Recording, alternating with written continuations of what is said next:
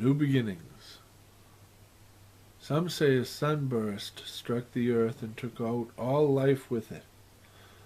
But that wasn't true because the wilderness survived.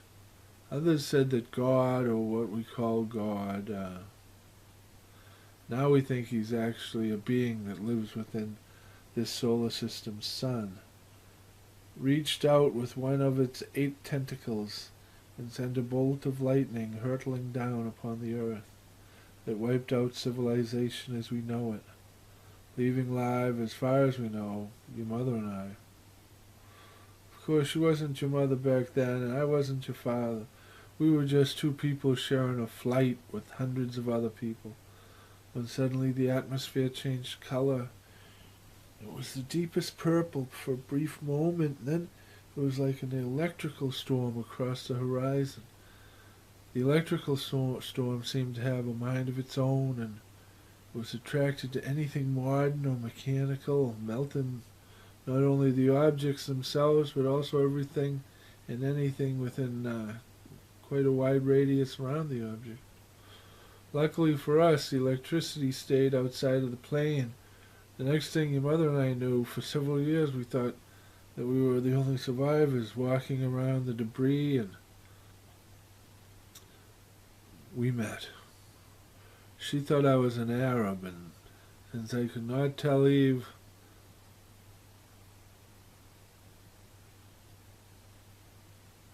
and since I knew I could tell what Eve was by her dress, I played along. Luckily, by the time she discovered the truth, we had both already fallen in love. When we began having you kids, we looked around for a holy book to raise you kids right. We even agreed that no matter which holy book we found, we would embrace it. But finding none, we settled on a Superman comic. As far as we know, the only written word that survived. 17 kids, and we have yet to find a single book that survived outside of that comic book. Not much to base a new society upon, but we are managing thanks to the Superman. My mom tells it a little different. We were on a plane. I was coming back from Singapore with my family. I do not remember your father from the plane. He had been in a place called Australia, closing a very important business deal, and I was returning with my family from Singapore. This doesn't have the part about Singapore in it. I'll just continue on it. We were the only survivors of the crash, and for several years we believed the world had also... I was trapped in my seat and your father rescued me. He saved my life. Many times he is a good man. One time, if it wasn't for him, I would have been eaten by the tigers, and none of you would have been born. We were so happy when the survivors from a cruise ship showed up on our beach, and our community expanded. Ghost Vegas. And then it always comes to the part about the ghosts. We love when Mama tells us about the ghosts. The first time I saw them, it was in a fevered dream. Now I sense them, or that is, I sense them. I remember it well. We were all standing about waiting for the train to pull into the station.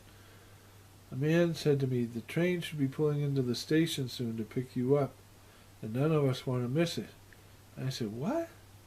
And he said, well, as best I can figure it, we are psychic electrical energy left over from when something bad happened. A lot of us died all at once, too many for the system to handle. So we either missed the train that was meant for us, or it was never sent.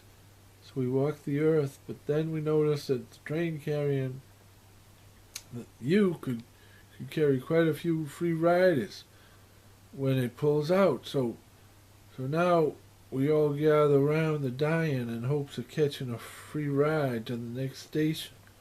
Oh, so who is dying? I asked. He did not answer. He just continued. But just outside of the station is where the track split, and the train either turns up towards the stars or down towards the earth.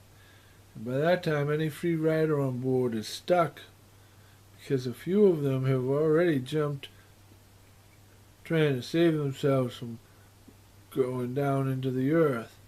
And it isn't pretty. Once outside of the station, they can't get back, and they can't go forward. So they slowly lose form, and they can't hold together, and they turn into these monstrosities of pain and suffering. We're all afraid of them, trapped psychic energy. So after the train departs, you are committed to ride it all the way. So now we follow the lives of the living, trying to guess which direction the person's train will go when they die. And then we figured that if we know the person good enough to bet our souls on them when they die, we probably think we know them good enough to make wagers on their daily decisions. Friendly wagers, of course, to pass the time. It's as if the earth has become Ghost Vegas for us, but one big casino. We bet on the day-to-day lives of the people we are following. What do you wager? Whatever we died with, he said. That's when I woke up. And since then I have heard the story told to me countless times by people I have watched battling illness as they drift in and out of consciousness, fighting feverish dreams. They all wake up talking about the same station, Ghost Vegas. I visited there once. I'm sure I'll visit there again.